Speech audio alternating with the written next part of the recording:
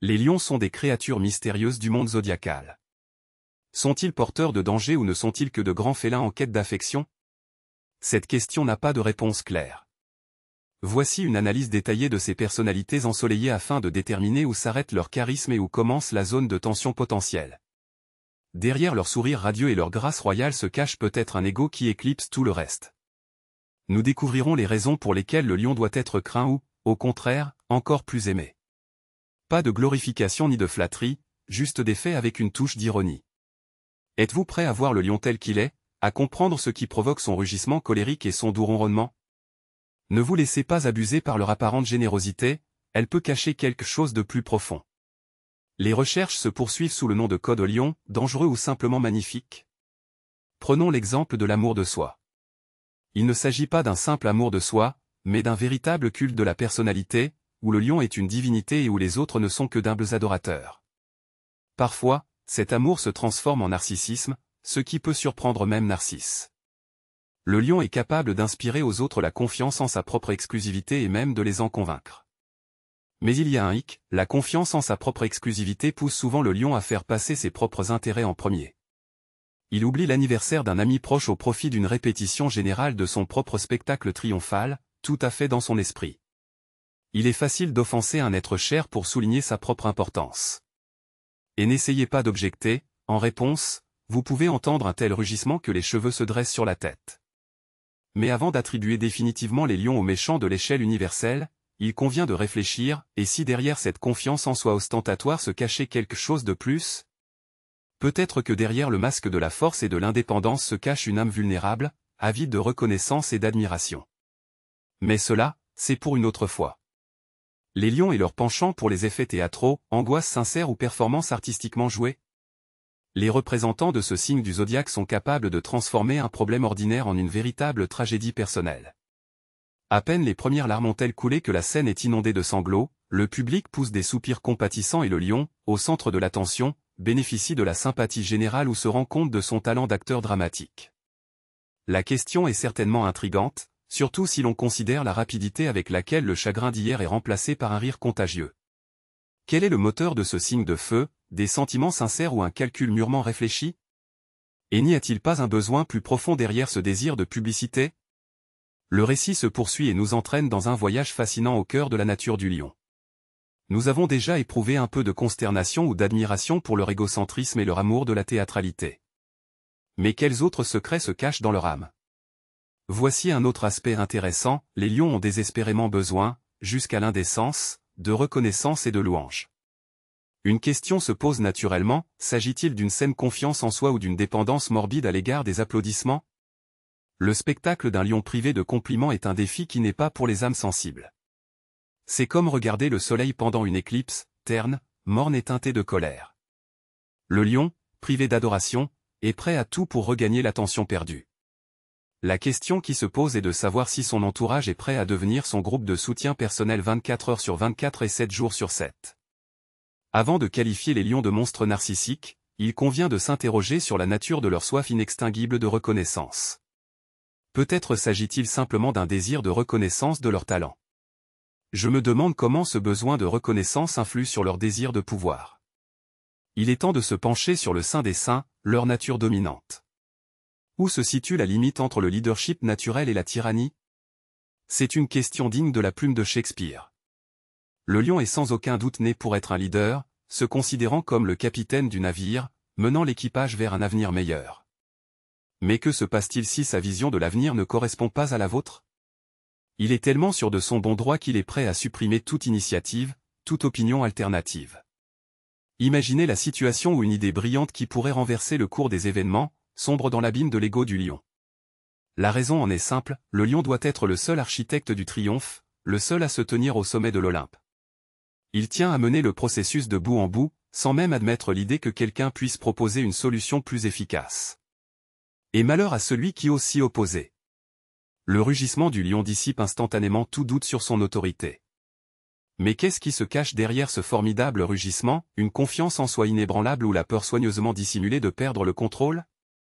Si cette question reste ouverte, il est important de rappeler que dans le règne animal, comme dans la société humaine, la compétition a toujours sa place.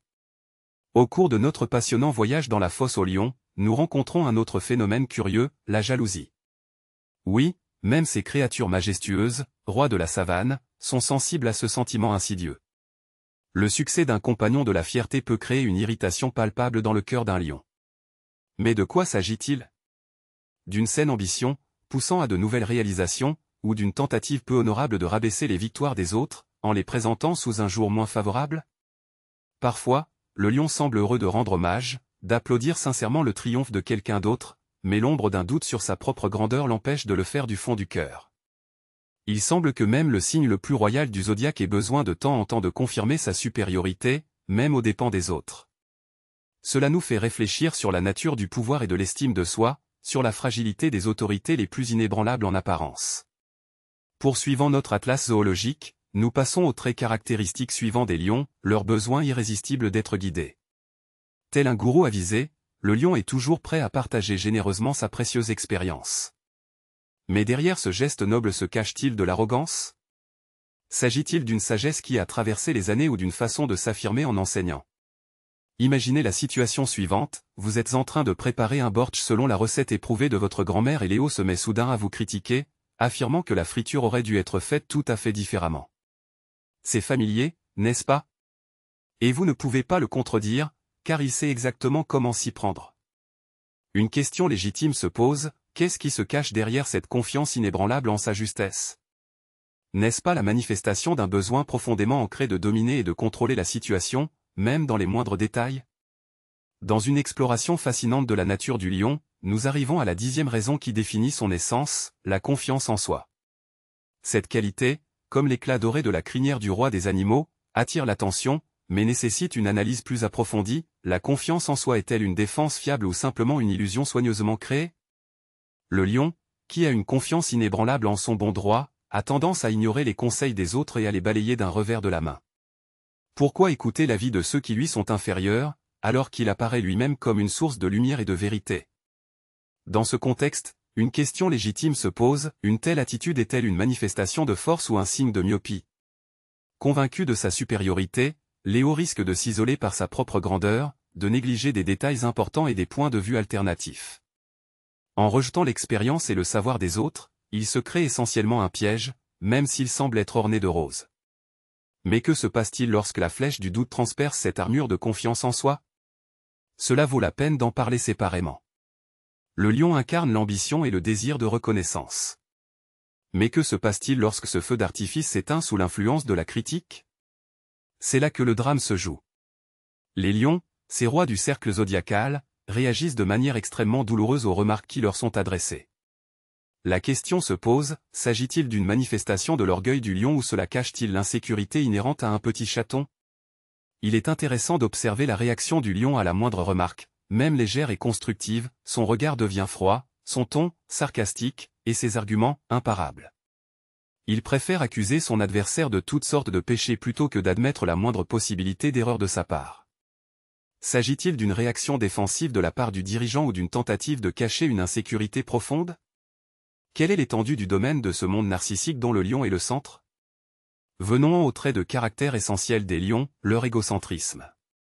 Cette qualité est comme un blason apposé sur leur nature royale. Mais il convient de se demander si cet amour-propre est si répréhensible que cela. Peut-être n'est-ce qu'une ombre portée par leur charme magnétique, auquel il est difficile de résister? Si l'on approfondit la question, on peut y trouver une part de détachement de la réalité objective, où l'univers tourne autour de son personnage de lion. Rappelez-vous comment le lion imagine ses réalisations professionnelles vertigineuses. Ne s'attend-il pas à être ovationné? Passons maintenant au sujet des finances et des lions. C'est toute une saga qui s'ouvre ici. La générosité débridée est leur credo, pour ne pas dire leur principe.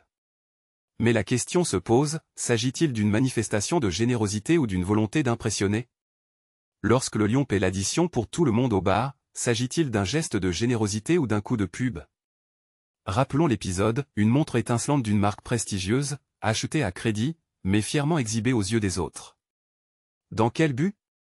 Pour rendre le monde heureux de sa chaleur? Non, pas du tout. Plutôt pour susciter une vague d'envie. Et c'est là qu'intervient un aspect très curieux. Lorsque la férocité du lion entre en scène, même sa grandeur pâlit à l'ombre de cette rage. S'attaquer à son ego, remettre en cause sa supériorité, c'est libérer une force indomptable. Mais de quoi s'agit-il vraiment? Une juste rétribution, un châtiment royal pour l'insolence ou simplement une réaction douloureuse à une piqûre dans le cœur de l'orgueil? Léo utilise tout son arsenal, du sarcasme qui peut flétrir les fleurs les plus brillantes à la manipulation sophistiquée qui détruit des carrières. Dieu vous garde de vous mettre en travers du chemin d'un défilé de la fierté en quête de vengeance. Mais il y a une autre caractéristique qui mérite une attention particulière. Poursuivant notre safari à travers la fierté du lion, il est intéressant de noter que le fait d'admettre ses torts équivaut à un renoncement volontaire au trône pour le lion. Dignité royale ou simple entêtement? À vous de voir, mais rassurez-vous, même si le monde entier lui fait remarquer son erreur, le lion tiendra bon jusqu'au bout, avec une ténacité qui mériterait d'être mieux employée. Il préfère créer une nouvelle théorie de l'univers plutôt que d'admettre son erreur. Ce n'est plus seulement une défense de sa position, mais une défense de son image, de sa légende. La 11e raison qui définit les caractéristiques du lion, c'est son goût pour les longs monologues. Nombreux sont ceux qui ont remarqué que les représentants de ce signe du zodiaque aiment parler, et passionnément, et surtout d'eux-mêmes. La question qui se pose est la suivante, s'agit-il d'une manifestation de confiance inébranlable en soi, de la conviction royale que leur opinion est la vérité indéniable, ou s'agit-il simplement d'un mépris banal pour le point de vue d'autrui? Souvent, on constate que Léo interrompt son interlocuteur, alors qu'il a à peine le temps de commencer à exprimer sa pensée. Il continue promptement à parler, aveuglant son éloquence et ne lui laissant pas la moindre occasion de s'exprimer. Il semble que Léo craigne que le monde cesse de tourner autour de sa personne, s'il se tait ne serait-ce qu'un instant. Mais n'y a-t-il pas plus que de l'égocentrisme derrière ce besoin d'être entendu? Quant aux sentiments du lion, leur manifestation ressemble à une extravagance, à des éclaboussures de champagne et à un drame hollywoodien en une seule personne. Cependant, une question légitime se pose, s'agit-il d'une manifestation sincère de l'âme ou d'une mise en scène soigneusement répétée? Léo se serre les mains, évoquant une tragédie aux proportions universelles. N'en fait-il pas un peu trop pour attirer le plus grand nombre possible de regards compatissants? Le désir d'être constamment sous les feux de la rampe, comme un acteur, sous les feux de la rampe, pose une tâche difficile. Comment distinguer les sentiments sincères d'une performance habilement jouée, surtout lorsque l'admiration générale est en jeu? Parfois, derrière les paillettes éblouissantes, il n'y a qu'un habile jeu d'ombre et de lumière, et les véritables motivations peuvent être beaucoup plus profondes qu'il n'y paraît à première vue. En continuant à parler des dangers qui guettent le roi des bêtes, on ne peut pas ne pas mentionner son amour du luxe. Les lions aiment s'entourer de ce qu'il y a de mieux, qu'il s'agisse de voitures de luxe, de tenues exquises ou de soirées huppées. Mais la question se pose, s'agit-il d'un désir sincère de vacances, d'une envie de mettre de la couleur dans un quotidien gris ou d'une incapacité à se contenter des plaisirs simples de la vie? Imaginons un lion, contraint de se contenter de l'environnement modeste d'un appartement typique, privé des flashs des appareils photo et des regards ravis. Il est difficile d'imaginer un spectacle plus triste. C'est là que réside le fond du problème, qu'est prêt à faire Léo pour éviter un tel sort? Nous en arrivons à la 8e raison, la flatterie. Les lions ont une capacité étonnante à présenter les compliments sous une forme si élégante que la personne n'a pas le temps de s'en souvenir et qu'elle est prête à satisfaire tous ses caprices. Mais une question légitime se pose, s'agit-il d'une admiration sincère ou d'une manipulation soigneusement préparée? Le lion, qui s'efforce de progresser dans sa carrière, fait généreusement l'éloge de son patron, connu pour sa faiblesse à l'égard de la flatterie. Chaque mot, un coup calibré exactement sur la cible, chaque admiration, une petite brique dans les fondations de son futur pouvoir. Il s'agit peut-être simplement d'une manifestation de charme naturel, mais c'est certainement un outil incroyablement efficace. Lion et subordination, un sujet aussi incompatible que de suggérer à un chat de passer à un régime végétarien. Pour ces membres de la famille royale, une position subordonnée équivaut à une insulte personnelle, une atteinte à leur dignité innée. Toutefois, une question se pose, leur aversion pour le rôle d'ailier est-elle une manifestation de leur leadership inné ou s'agit-il simplement d'une incapacité pathologique à travailler en équipe? La coopération avec le lion est une sorte de performance. Il peut donner l'impression d'écouter attentivement, voire de hocher la tête en signe d'assentiment, mais en fin de compte, il fera toujours à sa manière, convaincu de sa propre supériorité dans la compréhension de la situation. Si le lion considère que son patron est incompétent, et cette opinion est assez fréquente chez lui, il faut s'attendre à un sabotage caché, à un non-respect démonstratif des instructions et à des regards méprisants pleins de condescendance. Les attentes du lion à l'égard des autres ne sont pas moins intéressantes. Alors que nous continuons à étudier ce roi des animaux, une question se pose, représente-t-il un réel danger ou sommes-nous simplement jaloux de sa luxueuse crinière? En règle générale, le lion attend des autres, sinon la perfection, du moins son apparence. Mais où se situe la frontière entre un saint désir de perfection et le despotisme ordinaire? Ce perfectionniste ensoleillé est capable de réduire en miettes le plus parfait des rapports en un clin d'œil s'il y trouve la moindre inexactitude. En continuant à avancer dans les labyrinthes de la nature contradictoire du lion, nous ne pouvons éviter sa tendance maniaque à la spontanéité. Ce trait de caractère est-il la manifestation d'un courage sans limite ou d'une insouciance qui confine à la folie? Imaginez un lion dont les décisions naissent d'une inspiration fugace. Un coup de génie digne d'admiration? C'est possible. Mais aussi la possibilité d'un fiasco retentissant, dont les échos enterront tous ceux qui ont eu le malheur de le côtoyer. Cependant, le lion ne se laissera pas aller au chagrin et à l'autodénigrement, il désignera simplement les responsables de ce qui s'est passé. Vous vous demandez, que se cache-t-il derrière ce désir irrépressible de prendre des décisions à la vitesse de l'éclair? N'y a-t-il pas un froid calcul et un pragmatisme sous l'apparence de la spontanéité? Cœur de lion a soif de reconnaissance universelle, et chaque compliment, chaque flatterie est perçue par lui comme un trophée précieux, qu'il faut protéger de l'empiètement des concurrents. L'ambition, bien sûr, joue ici un rôle non négligeable. Mais où se situe la frontière ténue qui sépare le désir sain de réussite de la banale cupidité et de la soif de profit? Une question digne de la plume d'un philosophe, comme aimait à le dire un ami Léo, s'appropriant sans cérémonie l'idée de quelqu'un d'autre, il n'y a que moi pour formuler cette pensée de manière aussi claire et concise. Du génie, n'est-ce pas? Ou est-ce encore de l'arrogance élevée au rang d'absolu? Laissons toutefois cette délicate question à la conscience du signe royal, car même les étoiles les plus brillantes révèlent parfois des zones d'ombre à l'abri des regards indiscrets. Pénétrons donc dans les moindres recoins de la nature du lion, dans les rares moments où cette personne royale est privée d'attention. Que se passe-t-il à ce moment-là? Y a-t-il des sautes d'humeur dignes d'une actrice dramatique qui aurait soudainement perdu sa voix? Ou s'agit-il simplement d'un jeu habile pour susciter la sympathie? Un lion qui ne reçoit pas l'adoration nécessaire peut se transformer en chaton gâté, avide d'affection, et en prédateur enragé, prêt à bondir sur quiconque ose l'ignorer. L'irritation se répand et les allusions voilées à sa propre importance se transforment en demandes ouvertes de reconnaissance. C'est à ce moment-là, lorsque l'ego du lion est meurtri, que commence le spectacle le plus excitant. Il convient de rappeler que le lion est capable de pardonner beaucoup de choses, mais pas de négliger sa majestueuse personnalité. Une question se pose toutefois, a-t-il une mémoire phénoménale pour les offenses ou s'agit-il simplement d'une soif de vengeance voilée? Les éléphants sont connus pour avoir une mémoire extraordinaire. Léo est donc un éléphant, doté d'un talent de stratège rusé. Il peut vous offrir un sourire radieux, faire des projets de vacances en commun, mais en même temps, dans sa tête, mûrit déjà une combinaison complexe d'actions visant à rétablir la justice dans son entendement. Les lions et la modestie sont une combinaison comique, comme si elle avait été créée pour des sketchs satiriques. Il est remarquable que ces représentants du cercle zodiacal aient tendance à exagérer leurs propres réalisations. Il ne s'agit pas d'un simple ego, mais d'une confiance en soi hypertrophiée, à la limite de l'absurde. Ou bien s'agit-il d'une tentative désespérée de dissimuler des complexes profondément enfouis derrière l'éclat ostentatoire de récompenses frappées de leurs propres mains? Rappelons le cas où Lève, parlant avec passion de son succès triomphal dans le projet, a omis avec tact la contribution inestimable de l'équipe. De quoi s'agit-il?